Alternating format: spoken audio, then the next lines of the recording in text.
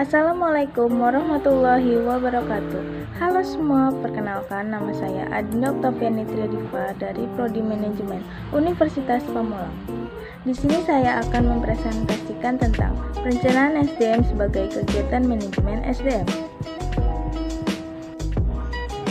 Apa itu perencanaan SDM? Perencanaan SDM adalah sebuah proses yang berlangsung secara sistematis sebagai upaya untuk mengoptimalkan SDM yang merupakan aset penting perusahaan. Lewat penerapan tahap perencanaan SDM yang tepat, akan tercipta harmonisasi antar karyawan dan pekerjaan. Dalam proses perencanaan SDM terdapat 4 langkah. Langkah pertama adalah menilai SDM yang ada sekarang. Langkah awal untuk proses perencanaan SDM adalah menilai dari ketersediaan sumber daya manusia yang ada di perusahaan. Jadi penilaian ini termasuk dari berbagai aspek SDM seperti skill, kompetensi, kualifikasi, usia, jabatan, kinerja, dan pengalaman. Dalam tahap ini, SDM melakukan wawancara dengan para manajer tim agar bisa memahami mengenai tantangan dari sisi SDM yang sedang dihadapi, serta proses kualifikasi yang dirasa penting untuk dimiliki oleh karyawan. Langkah yang kedua adalah menilai kebutuhan di masa mendatang. Di dalam langkah ini ada banyak variabel HR seperti pengurangan SDM, promosi jabatan, lowongan yang dibuka, mutasi karyawan, dan lain sebagainya. Langkah yang ketiga adalah memperkirakan permintaan SDM. Dalam langkah ini, HR akan mencocokkan tenaga kerja yang ada saat ini dengan perkiraan tenaga kerja di masa mendatang dan membuat perkiraan permintaan. Dalam langkah ini, penting agar bisa mengetahui strategi secara objektif bisnis dalam jangka panjang agar perkiraan mengenai permintaan ini bisa sesuai untuk memenuhi kebutuhan perusahaan. Langkah keempat adalah strategi dan implementasi pencarian SDM. Setelah tahu bagaimana kekurangan dan kelebihan dari adanya evaluasi supply dan demand SDM, HR akan bisa mengembangkan strategi berdasarkan perkiraan permintaan yang telah dibuat. Strategi ini dibuat harus bisa memberikan solusi untuk kekurangan masalah SDM di perusahaan. HR bisa melakukan rekrutmen, outsourcing, manajemen SDM sehingga bisa melakukan perubahan dari kebijakan terkait SDM. Selanjutnya adalah komponen strategi manajemen SDM. Yang pertama adalah filsafat atau filosofi. Unsur ini berisi rumusan dan bentuk pernyataan umum dan luas serta bersifat normatif tentang cara mendayagunakan SDM agar bekerja sesuai dengan perannya dalam mewujudkan bisnis yang sukses secara keseluruhan. Di dalamnya juga dinyatakan cara mengelola SDM dengan memberikan rasa aman dan puas bagi pekerja. Dengan demikian berarti juga merupakan rumusan tentang cara memperlakukan SDM sesuai dengan harkat dan martabatnya sebagai manusia. Di samping itu dirumuskan juga cara menilai para pekerja dengan menempatkan sebagai subjek, bukan sebagai objek dalam berbisnis. Dengan kata lain, isi unsur ini adalah rumusan tentang norma-norma yang bersifat fundamental yang mendasarkan cara memperlakukan dan memperankan para pekerja sesuai dengan hak-hak asasi manusia. Yang kedua adalah kebijaksanaan atau polis.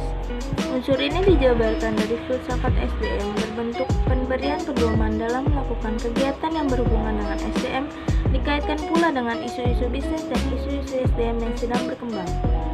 Dengan demikian isinya adalah mengenai pola perilaku dalam melaksanakan pekerjaan yang sejalan dengan norma-norma tersebut, dihubungkan dengan isu-isu bisnis yang dihadapi dan program SDM yang akan dilaksanakan. Dengan mengkonkret norma-norma tersebut, dapat dibedakan perilaku yang disebut bekerja sebagai perilaku yang efektif dan tidak efektif dalam memberikan kontribusi bagi tercapainya tujuan perusahaan atau industri sebagai organisasi. Ketiga adalah program atau program. Unsur ini pada dasarnya merupakan usaha menyesuaikan secara kontinu atau terus-menerus mengenai strategi manajemen SDM dengan strategi bisnis di lingkungan suatu perusahaan atau industri, karena selalu mungkin berubah dan berkembang. Dengan demikian, di dalamnya diketerangkan tentang rancangan kegiatan-kegiatan SDM dalam rangka meningkatkan efisiensi dan efektivitas kerja, dikaitkan dengan upaya menciptakan rasa aman dan kepuasan dalam bekerja. Rancangan tersebut dihubungkan dengan kemungkinan terjadinya perubahan posisi dan personil para manajer. Sedangkan bagi para pekerja harus dihubungkan juga dengan kemungkinan perkembangan bisnis teknologi dan berbagai pengaruh lainnya yang berdampak pada dinamika pekerjaan. Yang keempat adalah kegiatan atau praktikal. Unsur ini disebut juga taktik atau operasional SDM, adalah aktivitas-aktivitas utama dalam mewujudkan program SDM untuk meningkatkan secara prima kemampuan tenaga kerja dalam usaha mencapai sasaran bisnis perusahaan atau industri tempatnya bekerja. Oleh karena itu, di dalamnya terdapat berbagai langkah pelaksanaan kepemimpinan yang akan ditempuh para manajer dalam kegiatannya mengendalikan pekerjaan operasional.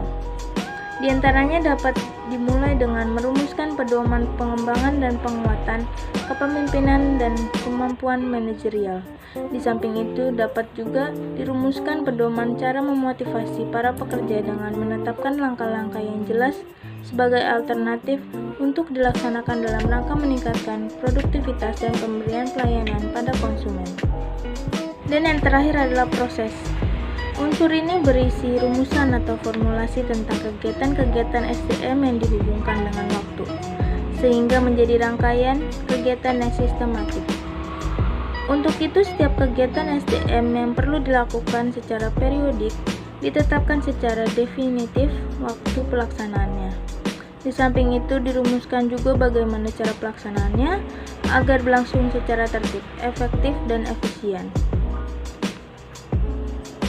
Filsafat manajemen SDM adalah nilai-nilai yang dipedomani dalam berperilaku dan dijadikan dasar setiap pengambilan keputusan dan kebijaksanaan, baik mengenai kegiatan bisnis maupun dalam memperlakukan SDM di lingkungan sebuah organisasi atau perusahaan. Manajemen SDM termasuk juga perencanaan SDM hanya dapat dilaksanakan secara profesional apabila filsafat dan kebijaksanaan di lingkungan suatu organisasi atau perusahaan didasari nilai-nilai otoriter, maka manajemen dan perencanaan SDM secara profesional sangat sulit untuk diwujudkan. Kondisi organisasi atau perusahaan yang menganut filsafat, kebijakan atau kebijaksanaan, dan akhirnya budaya otoriter masih sangat banyak ditemukan di Indonesia, terutama jika organisasi atau perusahaan merupakan milik perseorangan atau keluarga.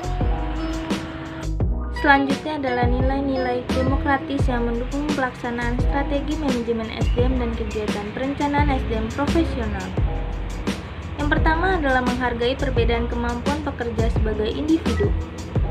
Yang kedua, memberikan kesempatan yang sama dalam berprestasi melalui bidang kerja masing-masing.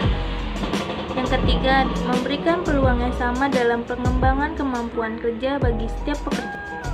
Yang keempat, menumbuhkan dan mengembangkan kemampuan bekerja sama berdasarkan prinsip saling menghargai kelebihan dan memahami kekurangan rekan kerja. Dan yang kelima, memberikan perlakuan yang sama dalam pengembangan karir dan pengupahan berdasarkan kontribusi yang terbaik dan persaingan yang fair. Implementasi nilai-nilai demokratis secara umum terlihat dalam kebijaksanaan para manajer, khususnya manajer puncak, dalam bentuk perlakuan tanpa diskriminasi terhadap semua pekerja, seperti kesempatan atau perlakuan yang sama dan adil. Beberapa program dalam manajemen SDM yang demokratis antara lain adalah program perbaikan kualitas kehidupan pekerja atau Quality of Work Life, yang mencakup program mempartisipasikan pekerja di bidangnya dan sesuai posisinya masing-masing. Program penyelesaian konflik yang terbuka, jujur dan tidak berpihak, program supervisi yang jujur dan objektif, program kesehatan dan keselamatan kerja, program pembinaan hubungan kerja, dan program pembinaan disiplin kerja. Dampak dari kegiatan perencanaan SDM, kegiatan rekrutmen dan seleksi yang berpedoman pada hasil prediksi kebutuhan SDM secara kuantitatif dan kualitatif sangat besar pengaruhnya terhadap kegiatan manajemen. antara lain kegiatan orientasi, kegiatan pelatihan dan pengembangan, perencanaan karir, penilaian kinerja, dan pengupahan. Pengaruh tersebut terletak pada keberhasilan atau kegagalan dalam pengadaan SDM yang berkualitas dan kompetitif. Perencanaan SDM diiringi dengan rekrutmen dan seleksi sangat berpengaruh pada kinerja organisasi atau perusahaan di masa depan, yang tergantung terpenuhi atau tidak permintaan dari segi jumlah dan kualifikasi SDM sesuai dengan kebutuhan yang mampu memberikan kontribusi untuk meningkatkan produktivitas dan kualitas kerja. Komitmen para manajer, khususnya manajer puncak. Yang pertama, manajer puncak dan para manajer unit kerja atau departemen semua jenjang atau level menganut filsafat dan melaksanakan kebijaksanaan dengan nilai-nilai demokratis. Nilai-nilai itu diimplementasikan dalam budaya organisasi berupa cara berpikir, bersikap, dan berperilaku tanpa diskriminasi atau dengan memberikan kesempatan yang sama pada semua SDM untuk berkompetensi berdasarkan presentasi dalam melaksanakan pekerjaan atau jabatan yang dipercayakan oleh organisasi atau perusahaan. Kedua, manajemen puncak dan para manajer unit kerja atau departemen menyadari dan menerima konsep bahwa organisasi atau perusahaan membutuhkan SDM yang potensial untuk mengantisipasi perubahan dan perkembangan lingkungan bisnis di masa depan dalam rangka mempertahankan dan mengembangkan eksistensi organisasi atau perusahaan. Ketiga, manajer puncak menyediakan pembiayaan SDM yang cukup, khususnya untuk kegiatan perencanaan SDM dan tindak lanjutnya dalam kegiatan rekrutmen dan seleksi. Anggaran atau pembiayaan yang disediakan untuk perencanaan kegiatan perencanaan SDM dan kegiatan tindak lanjutnya harus mampu menghindari pengurangan prediksi jumlah dan kualifikasi SDM yang berdampak perencanaan bisnis tidak dapat dilaksanakan secara efektif dan efisien. Yang keempat, manajer puncak dan para manajer unit kerja atau departemen menerima konsep mengutamakan prinsip mendayagunakan lebih dahulu secara maksimal SDM dari sumber internal yang memenuhi persyaratan kualifikasi dalam mengisi jabatan atau posisi kosong, baik melalui promosi jabatan maupun pindahan. Dengan perencanaan SDM terpadu sebagai suatu sistem dengan penanggung jawab sebagai berikut. A. Untuk perusahaan berskala besar memiliki puluhan atau ratusan ribu pekerja yang tersebar di seluruh perusahaan pusat dan cabang-cabangnya, manajemen SDM berada dalam pengolahan wakil presiden perusahaan bidang SDM, Departemen Rekrutmen dan Seleksi SDM, serta Departemen Penempatan SDM yang dipimpin oleh 3 tenaga spesialis dalam bidang masing-masing sebagai manajer. Di samping itu dapat dibentuk direktur lainnya seperti Direktur Pengembangan SDM yang membawahi Departemen Pelatihan dan Pengembangan, Departemen Supervisi dan Penilaian Kinerja yang dipimpin masing-masing oleh seorang manajer. Untuk organisasi atau perusahaan berskala cukup besar atau berskala menengah dengan ribuan atau puluhan ribu SDM yang tersebar di banyak perusahaan cabangnya, manajemen SDM berada dalam pengelolaan seorang direktur SDM dan terdapat 3 departemen yang menjadi bawahannya, terdiri dari Departemen Perencanaan SDM, Rekrutmen dan Seleksi, serta Departemen Penempatan yang dipimpin seorang manajer. C. Untuk organisasi perusahaan berskala kecil dengan ratusan atau lebih sedikit jumlah SDM, dapat dibentuk satu Departemen SDM untuk mengelola seluruh kegiatan dengan dipimpin seorang manajer SDM. Sistem perencanaan SDM terpadu pada dasarnya cenderung bersifat sentralistik karena kegiatannya seolah-olah dipusatkan pada perusahaan pusat. Kondisi itu berdampak pada birokrasi yang tinggi dan dapat menimbulkan kelambatan dalam pengambilan keputusan tentang SDM. Untuk itu, organisasi atau perusahaan cabang perlu menyediakan informasi SDM secara lengkap dan cepat menyampaikannya setiap kali terjadi perubahan atau perkembangan data SDM di lingkungannya masing-masing. Di samping itu, bahkan secara lebih khusus dapat diprediksi perkembangan bisnis pilihan masing-masing organisasi atau perusahaan di masa depan. Prediksi yang menunjukkan masa depan bisnis yang cerah karena pertumbuhan ekonomi dan moneter nasional dan internasional cenderung positif. Bagi sebuah organisasi atau perusahaan akan membawa dampak pada peluang pelaksanaan bisnisnya secara efektif dan efisien. Prediksi tersebut mengarah pada peningkatan permintaan SDM. Harus diiringi dengan prediksi sumber-sumber SDM dari pasar tenaga kerja internal dan eksternal perusahaan yang dapat digunakan untuk pengadaan SDM di masa depan. Prediksi itu memerlukan berbagai kegiatan sebagai penunjang perencanaan SDM agar dapat dilakukan secara akurat. Prediksi itu penting dilakukan karena besar pengaruhnya dalam menetapkan sumber SDM eksternal yang dibutuhkan untuk mengisi kekosongan. Dari semua prediksi tersebut dapat dirumuskan perencanaan SDM baik dari segi jumlah, kuantitatif, dan kualifikasi kemampuan maupun penentuan waktu rekrutmen dan seleksi.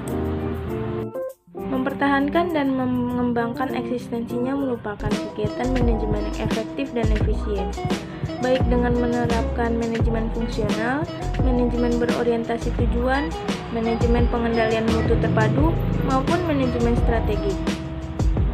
Pemberdayaan SDM termasuk juga pemberdayaan para eksekutif dalam kerjasama dan koordinasi, baik antar sesama eksekutif maupun SDM lainnya. Kerjasama dan koordinasi tersebut dimaksudkan untuk mewujudkan dan meningkatkan efisiensi pengimplementasian salah satu model manajemen yang telah dipilih agar tujuan organisasi atau perusahaan yang berpengaruh pada eksistensinya dapat diwujudkan. Terdapat 6 komponen utama sistem perencanaan terpadu. Yang pertama adalah Renstra dan Renov. Renstra dan Renov yang terurai secara jelas di dalam analisa pekerjaan diikuti dengan pembagian, pembidangan, dan pengkelompokan pekerjaan sejenis menjadi unit kerja yang terstruktur secara vertikal dan horizontal dalam bentuk struktur organisasi. Yang kedua, tujuan perencanaan SDM. Tujuan perencanaan SDM dihubungkan dengan program dan kegiatan bisnis yang diemban oleh setiap unit kerja. 3. Kegiatan perencanaan untuk memprediksi jumlah dan kualitas SDM. Kegiatan perencanaan untuk memprediksi jumlah dan kualitas SDM dengan memanfaatkan hasil audit SDM dan hasil evaluasi pekerjaan, khususnya untuk menetapkan kualifikasi SDM yang dibutuhkan, baik dari sumber internal maupun eksternal. Yang keempat, penetapan persyaratan atau kualifikasi SDM yang akan dipergunakan dalam rekrutmen dan seleksi. Yang kelima adalah prediksi permintaan dan persediaan pasar tenaga kerja. Yang keenam, sistem kontrol dan evaluasi. Sistem kontrol dan evaluasi sekaligus sebagai umpan balik atau feedback untuk memperbaiki perencanaan SDM berikutnya. Sekian penjelasan tentang perencanaan SDM sebagai kegiatan manajemen SDM. Kurang lebihnya saya mohon maaf. Wassalamualaikum warahmatullahi wabarakatuh. Terima kasih.